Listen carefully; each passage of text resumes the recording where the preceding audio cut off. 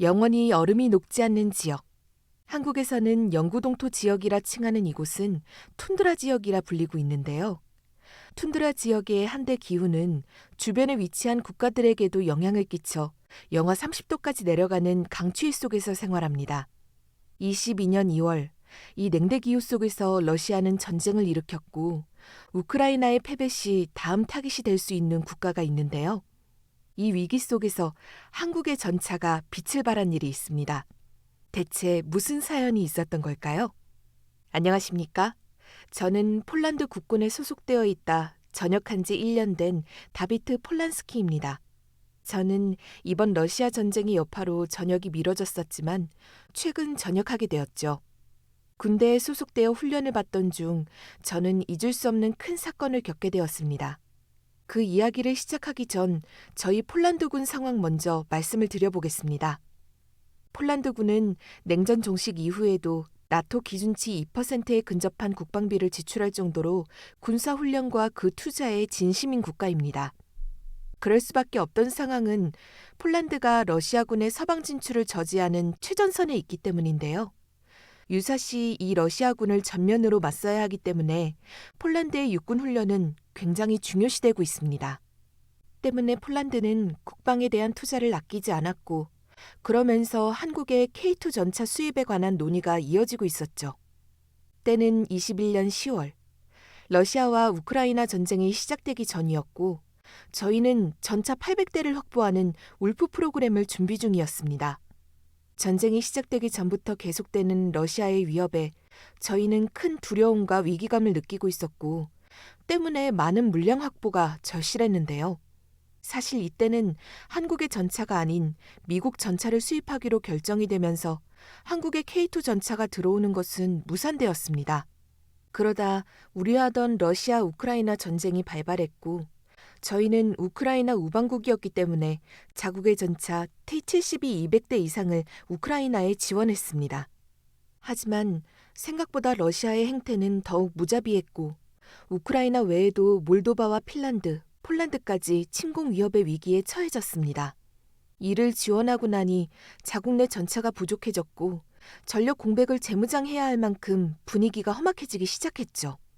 저는 이때의 한국 전차 K2의 도입으로 이렇게 중요한 순간이 오게 될 줄은 몰랐습니다. 사실 미국의 전차가 좀 더 메리트가 있었고 보급 효율 자체가 미국 전차가 좋았기 때문에 한국 전차 도입 반대 여론도 많았습니다. 하지만 미국 전차를 이미 대량 들여왔기 때문에 더 이상 수급 가능한 물량이 없었습니다. 한국의 전차를 요청하기 전 사실 독일에도 남는 전차를 요청한 바가 있는데요. 독일은 중고전차 레오파드 EH를 300대 정도 지원하기로 합의했다가 독일의 물량도 빠듯해지면서 이 약속이 파기되었습니다. 이렇게 전차 보급이 원활하지 않던 상황에 염치 없지만 한국에 다시 기댈 수밖에 없었습니다. 중단되었던 한국 전차 K2 흑표 수입에 관한 논의는 결국 러시아의 전쟁 선포로 시작됐다고 볼 수 있겠네요. 한국은 전차 생산 라인도 돌아가고 있었고 빠른 생산으로 저희가 원하는 시일에 맞춰줄 수 있었습니다. 또한 협상 내용 중 폴란드의 라이센스 생산도 가능하게 해서 자국 입장에서도 구미가 당기는 조건이었죠. 이렇게 자국의 전력 공백을 열심히 메우고 대비하고 있지만 폴란드는 현재 큰 위기에 처해 있습니다. 그렇게 침공에 대해 부인하던 러시아는 우크라이나에 전쟁을 선포했고 최근 우크라이나는 점점 불리해지고 있습니다. 최근 미 대통령으로 트럼프가 당선되면서 그가 집권하기 시작하면 24시간 안에 러시아 우크라이나 전쟁을 끝내겠노라라고 선포했기 때문인데요. 이런 상황이 되면 전세가 기운 우크라이나는 항복을 선언할 가능성이 크고 기세등등해진 러시아의 다음 타깃 중 하나는 폴란드가 될 것임이 자명했습니다. 때문에 더욱 조급해진 우리는 한국이 보급이 빠르다는 사실을 알게 되면서 한국산 장비를 대량 구매하고 있는데요. 처음에는 아시아의 변두리 국가인데다가 전쟁을 겪은 지 얼마 지나지 않아 굉장히 가난할 것 같은 국가가 무슨 무기 생산 능력이 있는지 의구심이 들었습니다. 대부분이 이런 마음으로 한국 무기의 입고를 지켜보았는데요. 저는 아직도 K2를 처음 본 날을 잊을 수가 없습니다. 웬만한 성능의 장비들도 제 기능을 못하는 혹한기에 한국의 전차는 완벽한 성능을 보여줬고 테스트 결과도 훌륭했습니다. K2 전차의 위력을 보고 K9A1 자주포까지 수입을 이어가 현재 250대를 공급받는 계약을 체결하게 되었는데요. 그만큼 한국의 첫 무기인 K2 전차가 굉장히 만족스러웠기에 이루어낸 성과가 아닐까 싶습니다. 한국은 자동차 등 전자장비나 편의에 극대화하는 것이 특징이라고 익히 알고 있습니다. 이번 한국 전차 또한 그랬습니다. 다른 나라의 주력 전차들에 비해 사격 통제 장치와 자동 장전 장치와 같은 장비가 굉장히 작동하기 편리하게 설계되어 있었습니다. 사격 통제 장치란 기상 정보를 수집하고 사격에 연관된 장치를 구동하고 또 조절하는 장치인데요.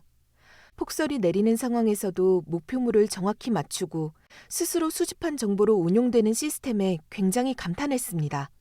전차의 기능적인 면도 굉장히 훌륭했는데 기동성 또한 매우 뛰어났습니다.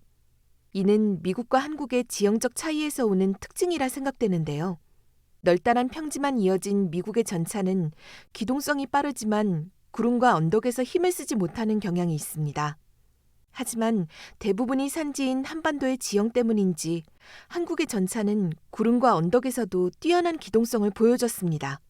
게다가 레이저 추적 장치도 매우 고성능이었고 각종 첨단 기술을 총망라한 전차가 바로 이 K2가 아닐까 하는 생각이 들 정도였으니까요.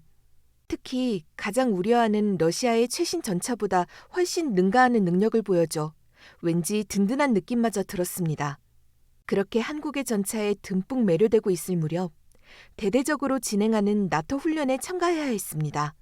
매서운 추위 속에서 혹한기 구조 훈련과 생존 훈련 등 연례 행사처럼 진행했던 프로그램이 있는데요. 나토에 가입된 폴란드와 핀란드가 에스토니아 훈련장에서 제외하게 되었습니다. 물론 두 국가뿐만 아니라 나토 가입군 여럿이 이 훈련장에 참석하게 되었죠. 러시아는 굉장히 추위에 강한 군대를 가지고 있기 때문에 저희는 이 훈련의 중요성을 알았습니다. 하지만 매년 진행하는 훈련임에도 이 강력한 추위에는 익숙해지지 않았어요. 살을 애는 듯한 추위에 치아가 저절로 다닥다닥 부딪혔고 온몸이 달달 떨렸지만 겉으로는 티내지 않으려 애썼습니다. 얼마나 추운 날씨였는지 젖은 천을 밖에 두면 그대로 얼어붙어 깨져버렸고 밖에서 소변을 볼 수조차 없었습니다. 러시아는 이것보다도 더 춥다고 들었는데 그들의 단련된 추위에 어떻게 맞설 수 있을까 막막한 기분마저 들었습니다. 그리고 날이 추우면 핸드폰의 배터리가 급격하게 닳거나 작동하지 않는 현상을 경험한 적 있지 않으십니까? 전쟁에 사용되는 무기들도 이 추위 앞에서는 무용지물이 되어버리곤 하죠. 매서운 강추위에 세계 각국에서 들여온 무기들은 말썽을 부리기 시작했고 자주포와 같은 대형 전차까지도 버벅거리며 제 기능을 발휘하지 못했습니다. 심지어 미국에서 들여온 전차는 아예 가동조차 되지 않았고 엔진이 나갔는지 더 이상 가동 소리마저 들리지 않았습니다. 러시아는 이런 추위에 강한 무기들로 중무장되어 있을 텐데 대체 이런 전력으로 러시아를 어떻게 맞설 수 있다는 것인지 앞날을 생각하면 막막하고 전쟁의 참혹함을 생각하면 참담했습니다. 이렇게 무기작동 불능으로 훈련에 차질이 생겼고 나토군은 급하게 일정을 변경했습니다. 무기 훈련을 할 수 없으니 산지로 이동하는 행군 훈련을 진행하기로 한 것이죠. 이런 날씨에 행군이라니 정말 가혹했지만 육지에서 러시아를 맞서기 위해서는 필수적이기도 했습니다. 그렇게 훈련장에서 산지가 별로 없어 거리가 상당한 곳까지 무리한 행군을 감행했습니다. 에스토니아에서 라트비아로 향하는 행군을 하던 중 갑자기 눈발이 날리기 시작했습니다. 처음에는 그저 칼바람을 동반한 눈발에 불과했지만 점점 굵어지더니 앞이 보이지 않을 정도로 폭설로 변모하기 시작했습니다. 정말이지 순식간이었습니다. 갑작스러운 폭설에 군인들은 하나둘 쓰러지기 시작했고 행군 진행 방향이 분간이 안 될 정도로 고립되기까지 얼마 걸리지 않았습니다. 라트비아의 경사는 완만했지만 오히려 눈바람이 불기 좋아 순식간에 시야를 차단하고 길을 막았습니다. 우리들은 이미 장시간 행군을 한 터라 지쳐 있었고 구조 요청을 진행해야 했습니다. 하지만 무기도 말을 안 듣는 날씨에 통신기기가 정상 작동하는 것은 불가했죠. 저희 위치는 GPS로 송신되고 있었지만 통신기기 고장으로 저희의 고립 상황을 알리기 어려웠습니다. 물론 저희가 계속해서 진군하지 못하고 한 장소에 오래 체류하게 되면 자동으로 구조대가 도착하게 설정되어 있습니다. 하지만 이 폭설에 구조 헬기가 도착하는 것은 한없이 불가능에 가까웠죠. 저희는 빠르게 눈을 쌓아 올려 둑을 만들고 눈발을 피하려 애썼지만 지친 몇몇에게 위기가 닥쳐왔습니다. 서로 체온을 나누며 구조대를 기다렸지만 이러다 몇 인원은 목숨을 잃는 게 아닌지, 아니 나까지도 죽을지도 모른다라는 생각이 제 머릿속을 어지럽혔습니다. 그렇게 얼마나 지났을까. 지친 몇몇은 발가락에 감각이 없다며 호소했고 저 또한 얼어붙는 몸에 두려움을 느끼고 있었습니다. 그 찰나, 잘 보이지 않았지만 눈보라 너머로 거대한 물체가 다가오고 있었습니다. 눈발이 너무 세고 구름과 비슷한 경사가 있어서 그게 무엇인지 가늠조차 되지 않았어요.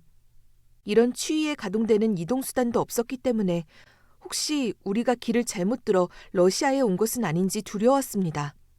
그렇게 눈보라를 한참이나 응시하다 그 눈산지를 뚫고 달려오는 것이 전차라는 것을 알았어요. 미국의 전차는 분명 작동되지 않았기 때문에 저 움직이는 전차는 대체 뭔지 분간이 되지 않았죠. 우르릉 하는 묵직한 소리를 내며 전차가 다가왔고 가까워질수록 그것은 한국의 K2라는 것을 깨달았습니다. GPS로 우리들의 위치는 확인했지만 헬기를 띄우지 못할 것으로 판단한 나토군이 한국 전차를 보내온 것이었죠. 미국 전차가 움직이지 않는 것을 실시간으로 봤던 미군은 믿을 수 없다는 듯한 제스처를 취했습니다. 한국의 K2는 하나둘 고립된 우리 군에 당도했고 그렇게 그날 우리는 위기에서 벗어날 수 있었습니다. 이때부터 저는 한국 전차에 무한 신뢰를 가지기 시작했고 그 전차에 대해 낱낱이 조사해 보았습니다. 그날 한국 전차가 올 수 있었던 이유는 세계 최초로 적용된 서스펜션으로 거친 지형에서도 기동이 가능했기 때문이었습니다. 때문에 후륜 구동 위주의 독일 차량은 절대 달릴 수 없는 험한 눈길을 그렇게 대범하게 진격할 수 있었던 거였죠. 알고 보니 한국 K2 전차는 이미 세계 톱 클래스의 성능을 자랑했고 일본 등 세계 언론에서도 그를 인정하고 있었습니다. 적으로부터 날아오는 미사일을 피하는 유도 교란이 가능하고 발사체를 공중에서 폭발시키는 하드킬 시스템도 탑재되어 있었습니다. 이 기능은 러시아도 미사일을 막지 못했기 때문에 당장 러시아와의 전쟁을 목전에 둔 저희에게는 꼭 필요한 기술이었습니다. 심지어 칠러로 유명한 소련 독립국 중 하나인 아르메니아가 노후된 소련제 전차를 한국 전차로 대체하려고 나섰으니 말 다했죠. 이뿐만이 아닙니다. 한국의 전차는 거진 수륙양용과 비슷하다는 사실이 믿어지십니까? 한 대당 가격이 150억에서 200억에 육박하는 고가의 장비라 수중에서 가동이 가능하다고 해도 함부로 테스트해 볼 수 없었죠. 하지만 이번 눈발을 헤치고 나타난 K2를 보고 저희는 수중에서도 기동이 가능한지 운용해 보기로 했습니다. 전차가 전부 잠길 만한 강둑으로 진입했고 모두가 웅성거리며 무모한 훈련에 의문을 던졌습니다. 이건 너무 무모한 테스트 아닌가? 저게 얼마짜린데? 다들 입을 모아 한마디씩 던졌지만 폴란드의 중령이 그 소란을 깼습니다. 이 전차를 우리 것으로 만들고 또 활용하기 위해선 100% 파악하는 것이 중요합니다. 전시의 강을 만났을 때 전차의 기동 여부를 알 수 없다면 우리가 이 전차를 운용할 수 있겠습니까? 중령의 단호한 이야기에 K2는 진입을 시작했고 숨을 죽여 K2가 이대로 가라앉지 않기를 고대했습니다. 한국 전차는 완전히 잠겼고 그 위로 물길을 그리면서 점점 멀어져 갔습니다. 얼마 후 한국 전차는 반대편 강둑에서 모습을 드러냈고 그 훈련을 지켜보던 각국의 나토군은 놀란 기색을 숨기지 않았죠. K2는 잠수도화가 거뜬하게 설계되어 있습니다. 잠수도화 장치가 수심 4.1m 깊이의 강을 별도 시설 없이 건널 수 있는 것을 유념하길 바랍니다. 도하 훈련 이후 한국 전차의 다양한 성능에 대해 훈련이 계속됐습니다. 한국 전차만 덜렁 있는 상태에서 화생방 훈련을 시작한다고 고지받았고 우리는 방독면의 위치를 찾으려 애썼습니다. K2 전차에는 화생방 방어 장비가 장치되어 있습니다. 방독면 없이 지속 전투가 가능하니 전차에 탑승하여 그 능력이 얼마만큼 발휘되는지 확인해 보겠습니다. 전차 인력들은 일사불란하게 전차에 탑승했고 화생방 가스가 뿜어져 나왔음에도 무리 없이 기동이 가능했습니다. 이 훈련을 지켜보던 많은 군인들은 왠지 모를 박탈감을 느꼈는지 외면하고 싶어하는 눈치였습니다. 그리고는 이어지는 기술 열거에 박탈감을 넘어서 경외감을 느끼기 시작했죠. 당시 훈련은 나토군에 가입된 연합국의 고위 간부들이 관람을 청했는데 그들은 눈발을 헤치고 우리를 구한 사실을 믿지 못하는 분위기였습니다. 다음 훈련으로 K2의 험지 기동력을 테스트했고 승합차와 견주어도 압도적인 승차감과 빠른 속도, 게다가 급제동까지. 큰 덩치와 어울리지 않는 빠르고 안정적이면서 미친 기동력에 다들 눈을 떼지 못했습니다. 60도 경사도 무리 없이 기동이 가능했고 달리면서 포신회전은 360도로 마구 돌아가 그 성능은 가히 세계 최고라 할 수 있었죠. 그렇게 K2의 저력을 두 눈으로 확인한 폴란드는 한국의 K9 자주포를 추가 계약했습니다. 이 자주포는 미국으로부터 도입한 자주포를 대한민국화하여 탄생한 무기로 미국에게서 무기를 받던 나라가 이제는 미국 방산시장으로 도약한다는 기사를 봤습니다. 미국의 자주포는 1970년대에 수출을 시작했으니 이렇게 역수출을 하기까지 불과 50년이 채 걸리지 않은 셈이었습니다. 한국이 다양한 기술 분야에서 앞선다는 사실은 이따금씩 뉴스로 접한 적이 있으나 이렇게까지 세계적인 위치에서 무기 분야까지 군림하고 있는 것은 몰랐습니다. K9 자주포의 성능도 대단했습니다. 저는 K9 수입을 결정한 폴란드 정부에 감사를 표하고 싶을 정도예요. 물론 이런 무기를 수출해준 한국도 더불어서요. K9은 자동화된 사격 통제 체계와 구동장치, 탄장전장치 등이 과장 전혀 보태지 않고 현재 세계 최상위급 성능입니다. K9 자주포는 사격 명령을 접수받으면 30초 이내로 발사가 가능하며 기동 중에도 1분 이내에 초탄 발사가 가능합니다. 초탄 발사 후 15초 동안 3발의 급속 사격이 가능하니 그 큰 덩치에 엄청난 성능이라 볼 수 있습니다. 이 성능에 반한 폴란드는 K9 자주포 수입에 총력을 가해 현재는 한국 다음으로 한국 자주포를 많이 보유한 국가가 됐습니다. 폴란드뿐만 아니라 한국 자주포에 반한 국가는 이집트, 인도, 튀르키예 등이 있는데 독일의 PGH-2000, 프랑스의 세자르, 중국의 PLG-45의 수출 물량을 전부 합쳐도 한국 자주포 수출량의 절반에도 미치지 못합니다. 이 인기가 바로 한국 자주포의 위상을 증명하는 셈이 아닐까 합니다.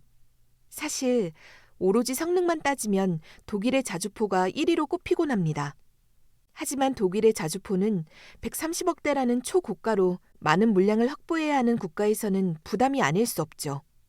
한국의 자주포 K9은 300만 달러로 독일 자주포 가격과 3배 차이가 나니 엄청난 메리트가 아닐 수 없습니다. 제가 K9을 들여왔을 때 이 자주포의 조작을 시도해보고 싶다고 지원했습니다. 기존에는 자주포만 다루는 승무원들이 주로 올랐었지만 K9의 조작법이 워낙 잘 나와 간단하게 익히기만 하면 운용이 가능했죠. 심지어 25년에는 독일의 자주포 기술을 능가하는 한국 자주포가 탄생할 예정이라니 우리 폴란드 정부가 이를 발빠르게 수입할 수 있기를 고대하고 있습니다. 폴란드 정부는 지금 한국 무기 수입에 열을 올리고 있습니다. 천무 로켓은 22년에 수입했고 이때 폴란드 정부에 한국 무기에 대한 긍정적인 느낌을 심어준 것이라 예상됩니다.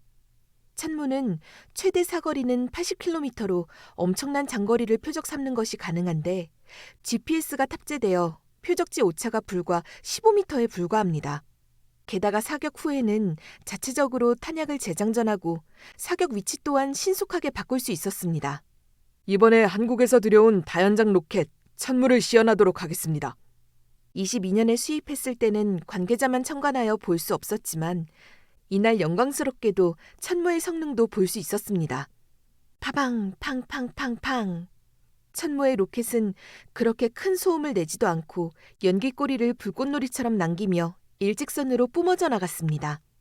굉장히 빠르고 궤도에 틀어짐이 없었고 엄청난 사거리에 비해 최소화한 오차에 감탄했습니다.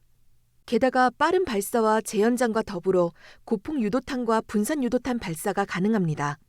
분산 유도탄은 300여 개의 자탄을 쏟아내 순식간에 축구장 3배 면적을 초토화시킬 수 있죠.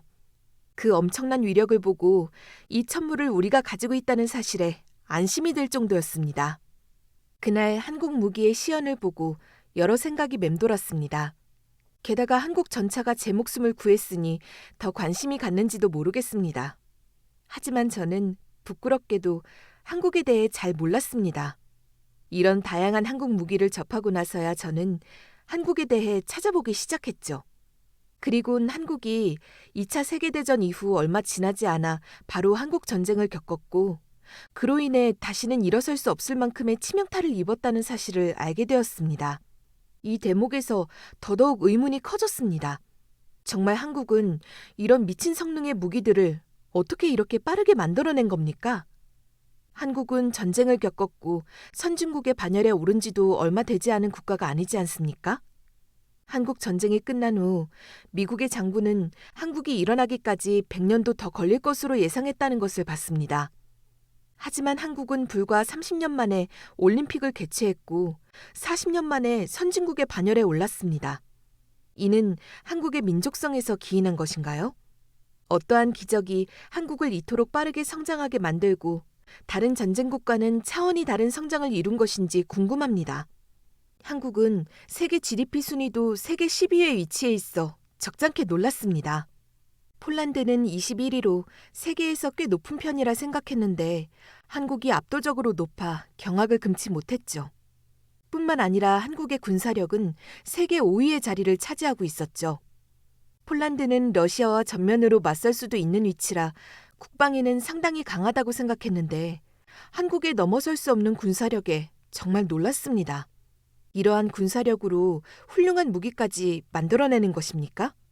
저는 아직도 그 설원에서 기적처럼 나타난 한국 전차를 한 번씩 떠올리고 있습니다.